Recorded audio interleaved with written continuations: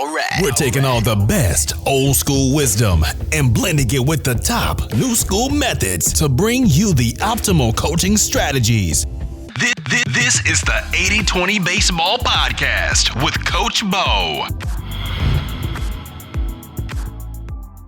Welcome, youth baseball community. Coach Bo here. Got a really good interview coming your way today. Part one of our interview with Coach Angelo Gingerelli, a strength and conditioning coach at Seton University, but also someone who is very much involved in the youth baseball, softball world. He's even on the board of the local league. So somebody who has high-level experience and knowledge about strength and conditioning, specifically in the baseball and softball world at the college level, but has a lot of experience coaching and being involved at the youth level. So it's a great combination, and I think fits perfectly for us here in the 80-20 baseball coaching community, the youth baseball coaching world. The audio quality is okay, but even with that, I think this interview turned out really well and has a lot of information from a very qualified coach who also really gets the youth baseball and youth softball levels. So let's dive into part one of our interview with Coach Angelo Gingerelli. All right, I am here with Angelo Gingerelli. I am excited to bring Coach Gingerelli on for this podcast. How you doing, Coach? Doing great, Coach Bo. How are you? I'm doing great. I'm pumped up. This topic couldn't be at a better time. I know year-round strength and conditioning and some of the things you're going to talk about are awesome. But I think this time of year, even more so than others. With that said, I was hoping you could share with the listeners your backstory and, your current roles in athletics, strength and conditioning, baseball, softball, and the path that has led you to where you're at today. Sure. Well, first of all, congrats on 5 years of the show. I think you're doing a great thing for all the young coaches out there and coaches trying to help their kids out. So my day job, if you will, is in college athletics. I've been a strength and conditioning coach at Seton University in New Jersey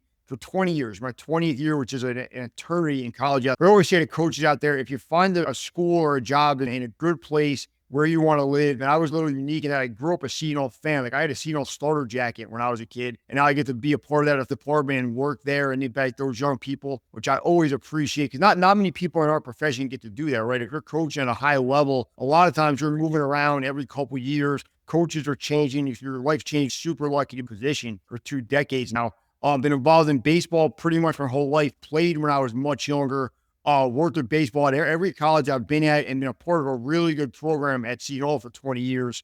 Bunch of guys have been drafted. We won 1 Big East championship since I've been there. We had a guy pitch a perfect game, guys, if we're going to be totally honest with each other. And then the last 3 years where I've done probably more than any of that to your listeners is I have a 9-year-old daughter that wanted to play softball. We signed up for Little League. I was the only parent that wanted to volunteer to be the softball coach of the 7-year-olds. I did that for a year. I really loved it. I had a great experience. Second year, I was the coach of her 7 and 8-year-old team and the president for softball for my town's Little League, which is Long Branch, New Jersey. And now coming up on year 3, I'm the coach of her team. I'm the president for softball for the league, and I'm the safety officer in charge of, field safety, equipment safety, CPR certification for coaches, stuff like that. So I really got to lead into the Little League dad thing the last couple of years. And it's really been a great experience. And your podcast has been an invaluable tool just because there's good information out there. Other people are doing this well. But I'd say Coach Bo and the 80-20 podcast is doing it as good as anybody out there across the country. Well, I appreciate that, Angelo. Thanks for sharing the brief synopsis of your backstory. That you're right. Spending 20 years at a college as a coach, you could test that against any coach. Go look up your favorite coach at your local college. Look at their Wikipedia page, and you will see they're moving around every couple years, every 5 years. They very rarely stick around. That's awesome that you've been there that long, and you're a Jersey guy, so that's really neat. You get to stay home. And Seton Hall, what a great program. I remember when I was in college at Long Beach State, following all the teams and playing with guys in the summer from around the country, and Seton Hall always represented well. I grew up watching a lot of college basketball, and in the 90s, and Seton Hall, of course, always has been and definitely was a basketball powerhouse at that time, too. It's kind of a cool thing. We're a small private Catholic school. We're less than 10,000 students, right? But we've been really fortunate to play in the Big East, one of the best basketball conferences in the country, and we've had teams go, fairly deep in the tournament in the last 20 years. And then baseball, softball-wise, you've seen a lot of success, too. We won the 2020 Big East softball championship. Right? It's been a really good run in softball the last couple of years. And then baseball has just been a powerhouse And one thing I think we do that's different than other schools, our coaching staff does a great job of recruiting guys that fit the culture and fit the program, right? And I think if you're a high school coach, if you're a little league coach, kind of the people, like kids that live in your area, and you have to try to work your culture around that to some extent, right? The other thing we've had was we're the same baseball coach for 25 years, which is an anomaly in college sports as well, right? So he's been able to build a culture and build it around him and his personality and his ideals. It's Coach Rob Shepard. In the era we live in now, it just doesn't happen. So him being there as long as he has, me being there with him as long as I have, then we built something really special. I'm super proud of that. That's awesome. Yeah, Coach Shepard, he's a legend. Even out here on the West Coast, I've read about him and heard about him. So that's really neat. With that said, let's dive in here. First topic, kind of first question. We understand that college and professional players benefit from weight training. I think that's fairly, pretty much everybody would agree upon that and know, strength training, weight training in college sports and professional sports is a big thing. How young should this start? We're talking youth baseball, youth softball. How young should this start? And what should it look like at those younger levels? I think to some extent we think about lifting weights, right? We see major leaguers look like lumberjacks out there, right? Just giant forearms and quads ripping through their baseball pants. And there's a time for squats and deadlifts and possibly Olympic. All this stuff's great, right? But I think with your younger population, you're say around 10 years old, is there really the time to start just making their body move, right? If we could get really good at just your calming motor patterns, your squats, your lunges, your push-ups, your pull-ups, because a couple of things are going on with kids today that really have never gone on with human beings before ever. We're sitting down all day in school, and then the video games are getting better. The phone is getting better. The laptop is getting better, right? I'm an adult that loves physical activity. I just went for a workout before we started this interview, but if I'd be lying if I say I don't love being punched over my phone scroll through Instagram, right? We can argue all day about the shortcomings of public education, phys ed, but I'm dealing with, 7, 8-year-olds that can't just do their basic movements, let alone swing a bat or feel the ball properly, right? The example I always give, if you can't, squat down to about parallel, how can you ever feel the ball effectively, right? If you can't be comfortable in a good athletic stance, how can you ever hit a ball out of the infield, right? So I think you got to think about just those common things and get good at moving properly. The two demographics I'm seeing now with young kids are with my daughter's age group. She's 9.5 right now. You have the kids that aren't good enough to make your travel teams, make your legion teams, make your, if it's basketball, whatever it is, and they're getting turned off to physical activity across the board. So they're becoming super sedentary, a lot of times very overweight, very early in life, and they're going to do all those health consequences as they get older, right? So they're not great. The other thing you're seeing is the top 1 or 2% of kids that are getting pulled out of the pack to play at a super high level, they're specializing earlier than ever, right? So you're dealing with a 12 or 13-year-old boy or girl that they're not just a baseball, softball player. They've already decided, and the adults are decided they're a pitcher. They're only going to pitch, or they're just a hitter, or they're just a shortstop, whatever it is. And they get really good at that position, right? I mean, both for a ball really hard and really accurately, but their bodies, the foundation to keep long-term health going, haven't been built. So the joke I was making is at the college level, we'll do it, young men, and let's say men in this case, throw a baseball 90 plus miles an hour, dozens of times, go to bullpen, but can't do a squat, can't do a lunge, have almost no shoulder mobility compared to what you think they should have for a healthy person in age group. So I think with these younger kids, baseball, softball skills are super important. Absolutely, right? But we got to really get good at and then once you establish that foundation, you build that first, second, floor of the household. I have good throwing mechanics, I have good hitting mechanics, and they kind of develop from there. My profession, being strength and conditioning, does with young kids is we keep selling unique, super specific workouts with super expensive high-end equipment. And if you're training major leaguers or even, let's say, big-time college men and women, there's definitely a place for that. But I think with the younger kids, we can stay super simple, need very little to no equipment, get greater movement and control in our body weight, get greater flexibility and mobility. And then as we progress and build off that foundation, now it's time to maybe look at, do we need barbells? Do we need kettle? Do we need VBT essentials on those barbells? Those are all great tools, but let's not skip the steps that lead us to actually needing to be able to effectively utilize those tools. Yeah, I had this epiphany, Angelo. Years ago, I was coaching a 9-year-old pitcher, and this is an anecdotal story, but the observation is something that really opened my eyes to things that then I started seeing it everywhere. I was coaching this 9-year-old, and I kept saying, do this with your delivery, do this with your mechanics, and he's trying, and he couldn't do it. And I'm just like, well, try this. And I basically tried every pitching coach's trick in the book, put this here, do this, start here, all the things you see on YouTube videos. And then I go, wait a second, this kid's hips don't allow his leg to move at this angle, and he didn't have the strength to lift lifted up his leg long enough to take an efficient stride. He didn't have the strength and the hip mobility. And I started thinking, wait a second, maybe a lot of kids are like this. And so I started watching and go, oh, there are a lot of kids that just can't do what we as coaches want them to do mechanically or technique-wise, because they physically can't move, like you said. And the kids are moving less, which I think equals worse movers, right? Yeah. So what I would say, if you can, I think it's a weird thing going from college to the little league level. My thing was, we're going to start every practice with a dynamic warm-up, right? Ready to go, attack all our major muscle groups, mobilize all our joints, activate all our muscles. Now, when you're doing 18 to 22-year-old men and women, that's a good way to start a practice, right? When you're trying to corral a dozen 7-year-olds to do that, it's real hard, right? So one thing I started doing is we start practice by just playing catch, jogging around the field, just doing some kind of fun things. I'll ask everybody what they ate for lunch. We'll do something like that. And then we'll lock in a little bit, right? Once I got them all eyes on me, everybody's got the anxiety, not I would call it anxiety, but kind of like, oh, what's going to happen in practice is a stress out of their system. Now we'll line up and do some squats, some lunges, some arm circles, stuff like that, and start looking at what we need to do for each kid to get a little bit, more mobile, stronger, whatever it might be. And that was a kind of a big adjustment for me, because just dealing with a younger age group, sometimes you got to give them the fun part first, then a little bit of a lesson, then a little more of a fun part, and kind of bounce back and forth between the two.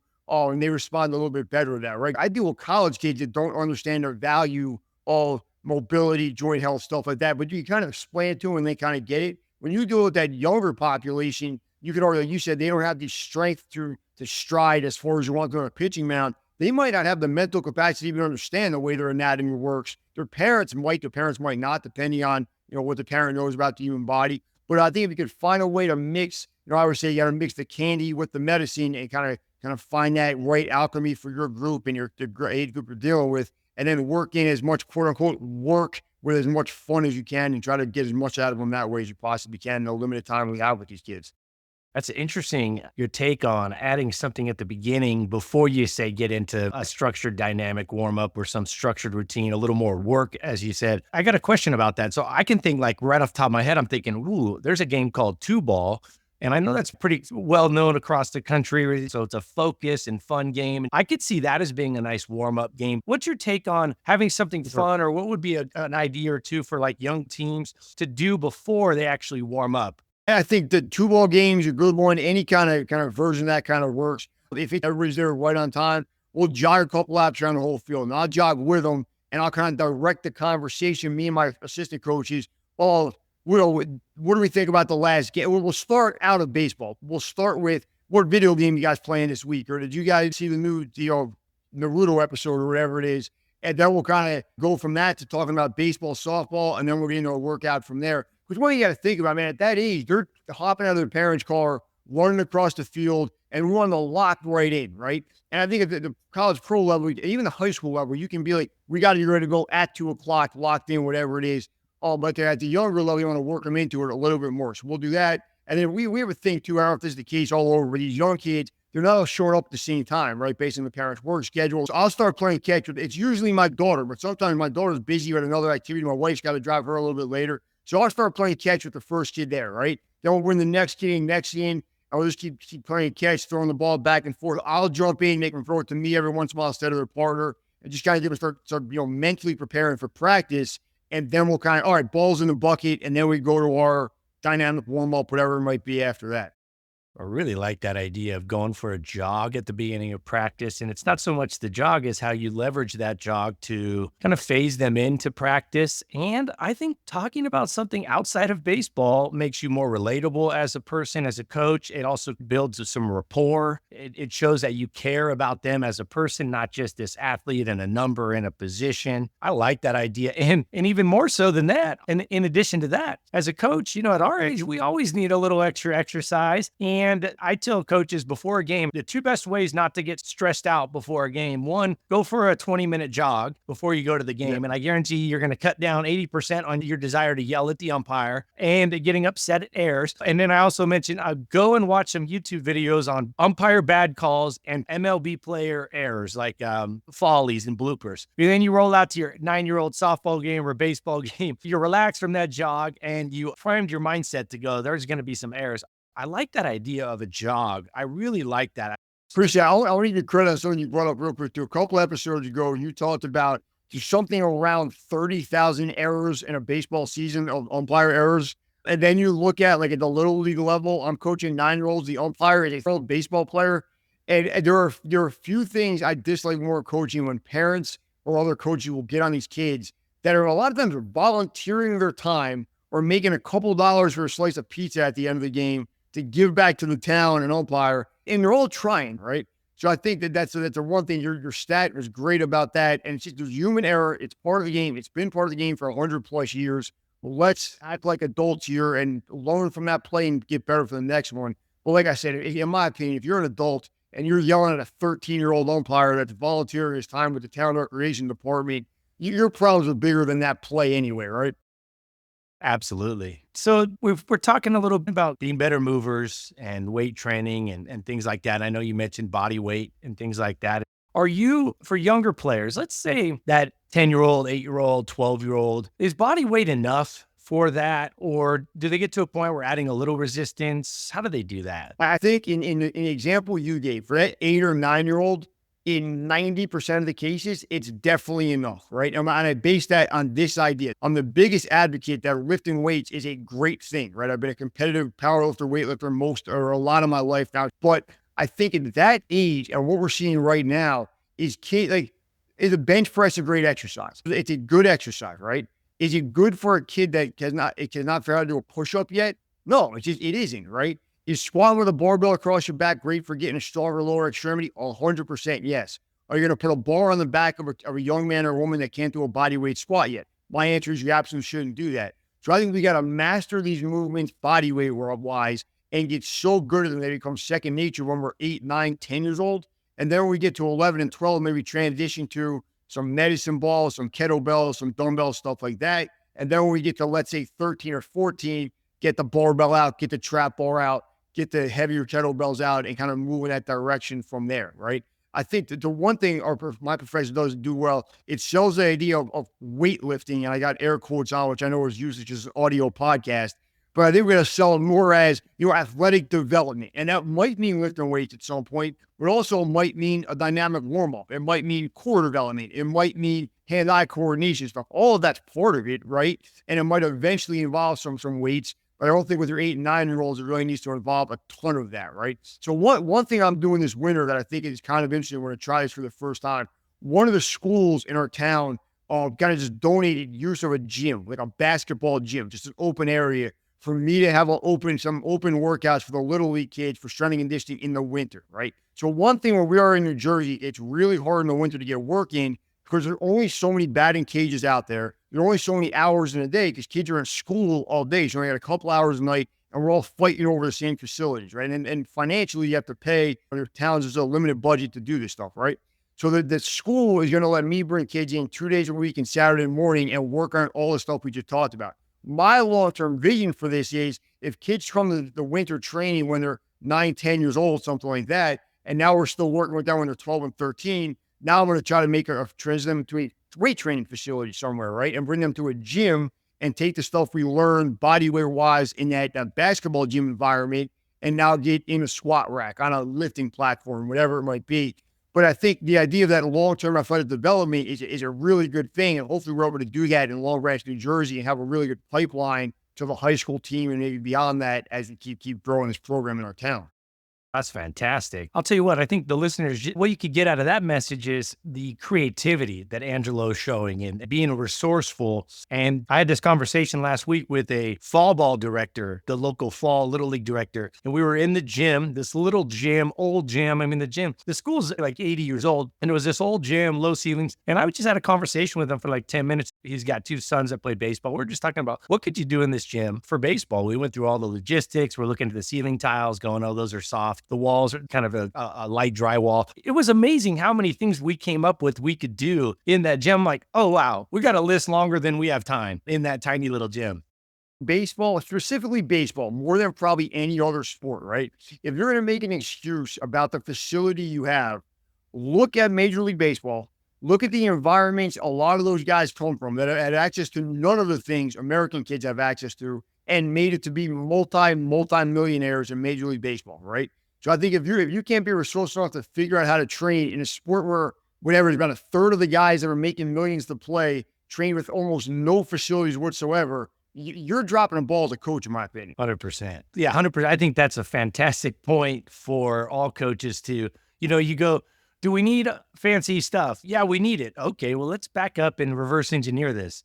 A third of the baseball players in the major leagues. And percentage-wise, if you're talking like percentage-wise, like the Dominican Republic is represented and Puerto Rico and Venezuela represent like 25% of MLB. It's a big number, but their populations are not the same as the United States population. So percentage-wise, I did this number like a year ago on a podcast. It was like one out of whatever. It was a small, like 1 out of 10,000 Dominicans is in the major league, and 1 out of like 100,000. Yeah, so I mean, I think the thing you get out of that, if you're a little league coach, high school coach, whatever it is, find a way to make it work. There's always people with better facilities, but you said creativity can beat facilities sometimes if you attack that the right way. So just be smart about that if you're coaching and make what you have work for you and your players. And I think not having the facilities actually gets you back to a better starting point. Like you talked about body weight, and that kind of leads me back into like body weight exercises rather than adding a bunch of resistance, adding weights early on. What are your thoughts on this? Instead of saying, hey coaches, at this age, players should start using the barbell and the trap bar, or they should be using this much weight, or they should be able to bench press or do this, that, and the other, or squat this much at this point. How about we start with saying something to the effect of, you have to earn the weight. You have to earn the additional weight by showing that you've mastered the movement. Yeah, I couldn't agree with that more. And the biggest reason why, let's take 15 years old as an example, typical freshman in high school, right? There are 15-year-olds, and we'll take boys in this example. There's 15-year-olds that look and are physiologically little kids, right? There's 15-year-olds that look like boys and 15-year-olds that are shaving. At that age group, we hit maturity at different times, right? So to say the 15-year-old that's very physically immature, so we're training exactly the 15-year-old that's already a grown man, that's probably not the right answer. So I think the summer thing is probably some benchmarks in your program. Well, we have to check some boxes, right? We have to do a body weight squat to be able to do a goblet squat with a dumbbell, say, and then a goblet squat to be able to do a barbell squat, something like that, right? And then before we put some plates on the bar, are we going to parallel? Are we keeping our heels down? Are we doing all the right things? And then once we get it, once we're good at the movement and we're safe, let's put some weight in the bar. Let's have some fun. Let's get strong. Let's build a foundation first, right? I don't hate social media. For somebody my age, I'm into it more than probably anybody else. But the biggest problem with social media in the weight room is if you put 345s on a bar, which is 315 pounds, and do a quarter squat, you get more likes than if you put one plate on the bar and do the set perfectly, right?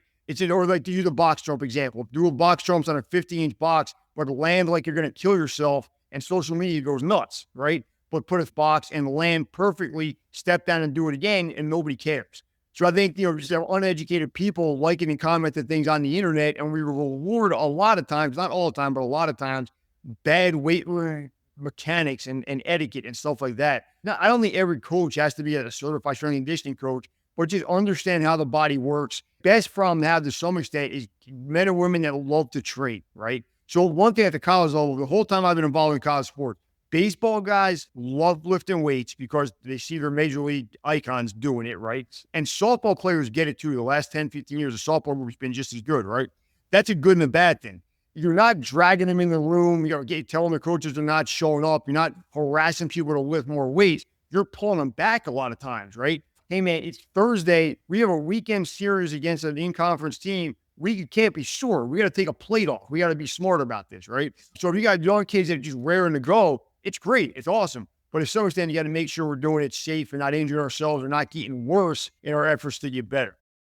It's gas and brake, trying to find that sweet spot for your kids. Yeah, I've had a lot of kids like that. I had one really great, he's a great kid and a really good player, got a Division I scholarship for baseball. And man, he just loved extra working out. He did CrossFit. I mean, he was put together from 15, 16. He was solid.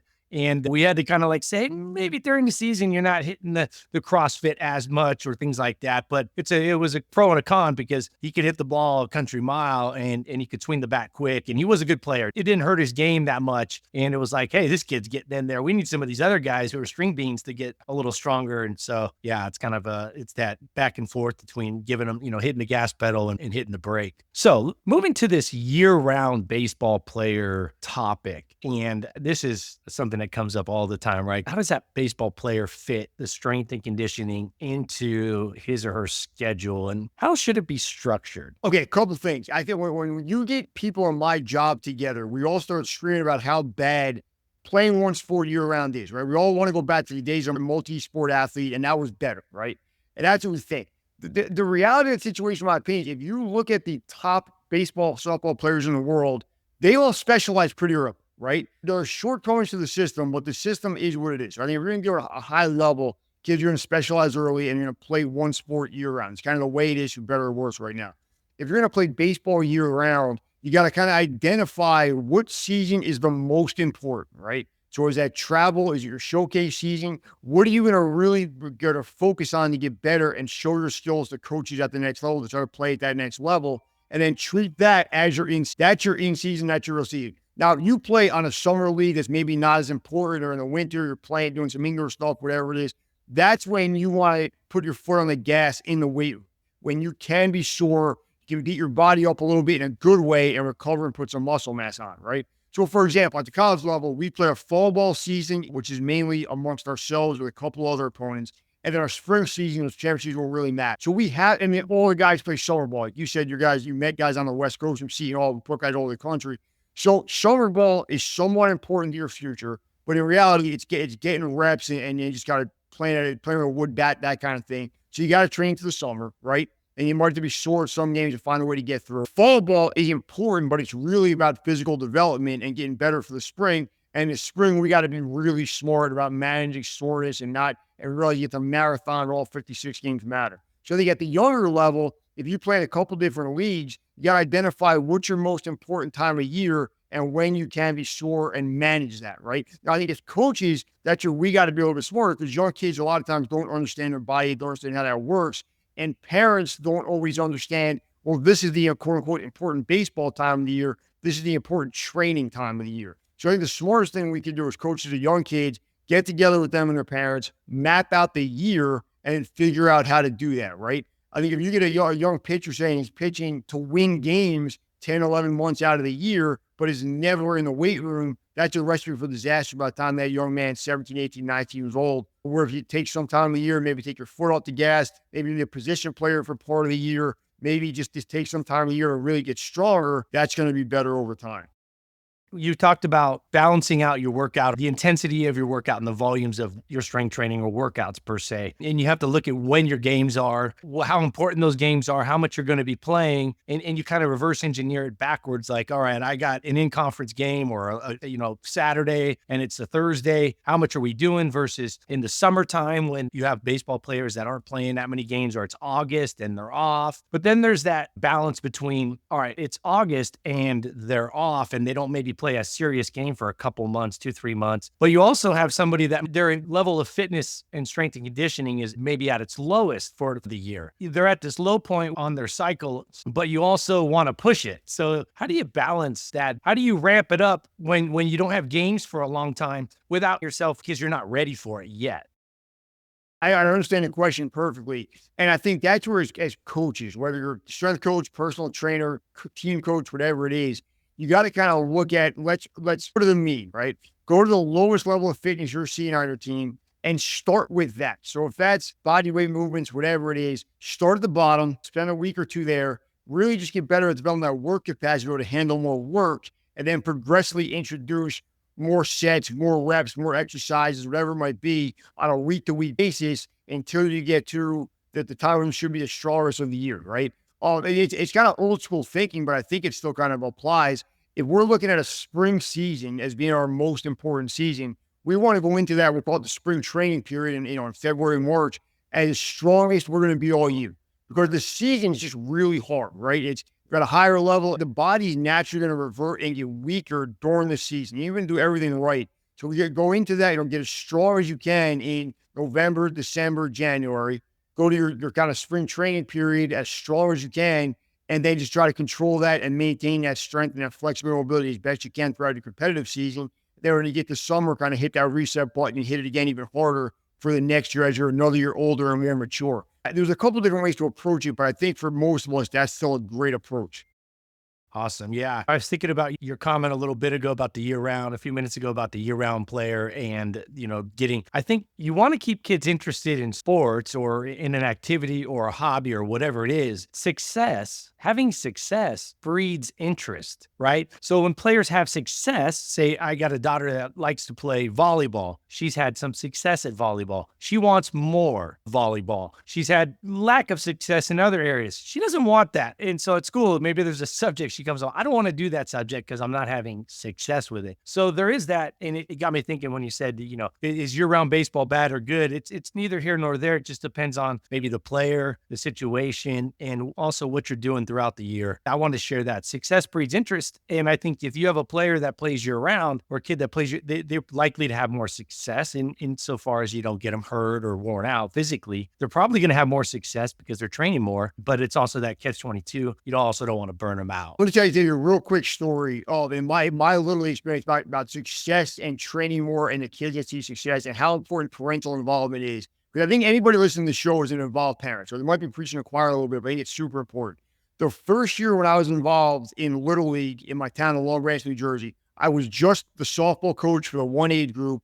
And I didn't really communicate with the rest of the league for any reason because the way it worked, there was no reason to, right? The second year, a board position opened. I got elected to that. And now I had to deal with not just all the softball players, but all the baseball players, right? So I had known the parents from the winter meetings, but I hadn't met the kids yet because we hadn't done any real field activity over the winter. I hope that makes sense, everybody. So I know the parents, I know their names, but I haven't met the kids yet. So in March, we have our evaluation day when the kids come out and do drills and we grade them out to see what team they're going to be on based on their ability level, right? And what I saw 100%, and it shouldn't be shocking to anybody, any listener, but it was kind of interesting to me. The last name I recognized, which means their parents are on the board or coaches or involved in a league, were 100% of the time the best players, right? So what I saw was a straight line correlation to the involved families produce the best baseball and softball players. Now, there's a couple of reasons why. Right? One, it means you had parents that like baseball and softball, so you might be genetically predisposed to be good at those activities. The other thing is those are the kids that are probably playing catch in the winter with mom or dad if you get a nice day, right? Those are the kids that parents are taking on the batting cage a couple times a week, whatever it might be. If you're in my case, you're the dad that's a strength coach and running with you, teaching you how to steal base and stuff like that. So I think there's a super valuable lesson we learn there. I try to be involved with young kids in my town and in my daughter as much as possible. But at the end of the day, it was, well, what difference am I making? And I'm telling you, definitely from a player development standpoint, you're absolutely making a difference by being involved and being a part of that kid's life. All right, that wraps up part 1 of our interview with Coach Gingerelli. Part 2 of 2 will come out next Tuesday. I hope everybody is having a great start to the new year, and being a baseball coach, being involved with your kids' sports, always a great way, not just to start the year, but to do throughout the year, because these years go by fast, and before you know it, we'll be sitting at the dinner table, no kids around. They'll be off living their life. Wishing that we could have some of this time right now back. So let's enjoy the heck out of this time. And being a part of your kids' sports is a great way to maximize the time we spend with our kids, and using sports as this great vehicle, maybe the best vehicle out there to get our kids going in a better direction, to set them up to be successful as adults. So many life lessons for kids that are found within youth sports.